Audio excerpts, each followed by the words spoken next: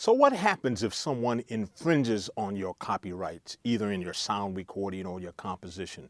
In other words, they use portions of your prior copyrighted work. Well, if you think that they've infringed on your rights, you can certainly send a notice and file a claim. And at some point, if you have a U.S. copyright registration, you can sue them in federal court.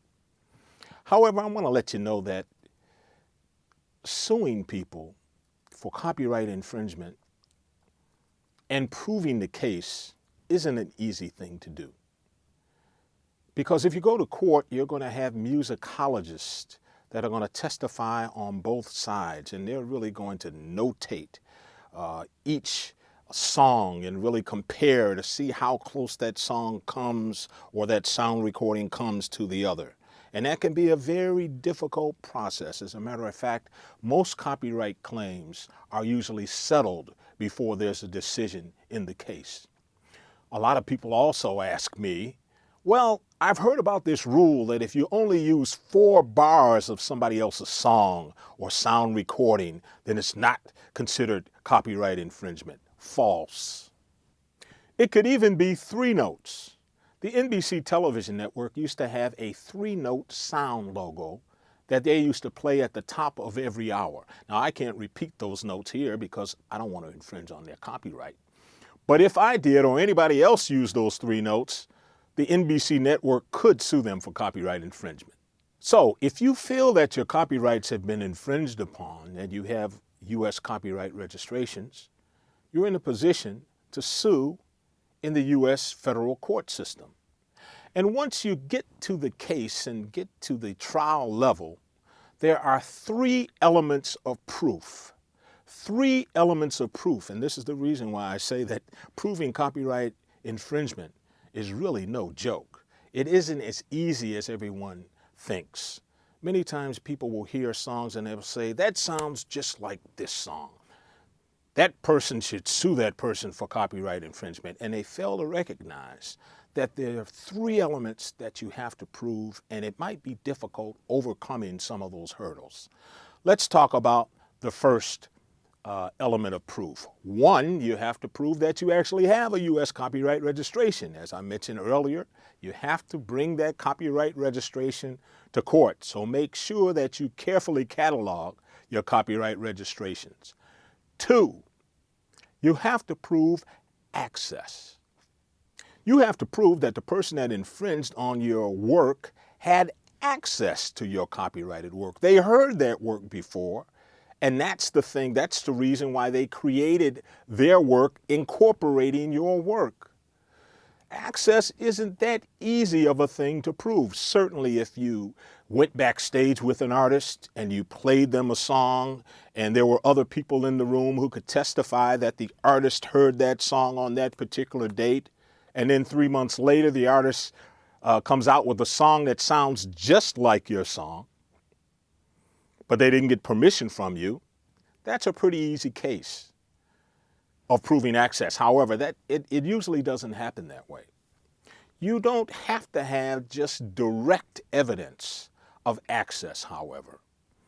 In some cases, you can prove access through circumstantial evidence. In other words, you can prove that an artist that infringed upon your work had listened to the radio stations that your song had been played on, and therefore must have had access to your song. So access isn't as easy as it sounds to prove. I had a client that came to me and said, Mr. Kellogg, Stevie Wonder stole my song. Stevie Wonder stole my song. So I said, well, okay.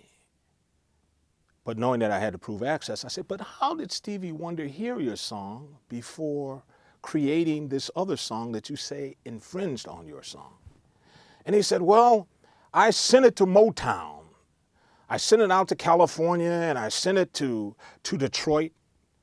And by that time, I knew that record labels and publishing companies had stopped taking unsolicited material. And this is the reason why they stopped taking unsolicited material. And by that I mean, they will only take material from people that they know, talent agents or lawyers that they really have good relationships with. So you aren't going to find the kind of situation that just because a song you hear on the radio sounds something like your song, then there's copyright infringement. No, you really have to prove that the person that you claimed infringed on your work had prior access to your work and developed their work based on your work. So I turned that case down. I told the potential client, I can't handle that case. I don't think we're going to be able to prove access. And if you can't prove access, you can't even get to the third element of proving copyright infringement. So that potential client went to another lawyer who decided to take on the case. So the lawyer in this case, upon filing the lawsuit, decided to hold a press conference.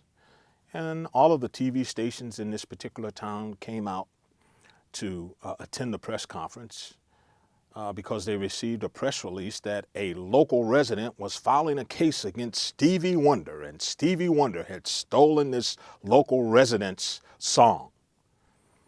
And at the press conference, the lawyer said, well, Stevie Wonder stole my client's song, and we're going to make sure that my client's rights are really enforced, and Stevie Wonder won't get away with this case. The case eventually went to trial. They couldn't prove access, and they lost the case. And as I said before, the judge in a copyright infringement case can order the losing party to pay the winning party's attorney's fees. And in this case, the judge did indeed order that potential client to pay Stevie Wonder's attorney's fees in the amount of $240,000.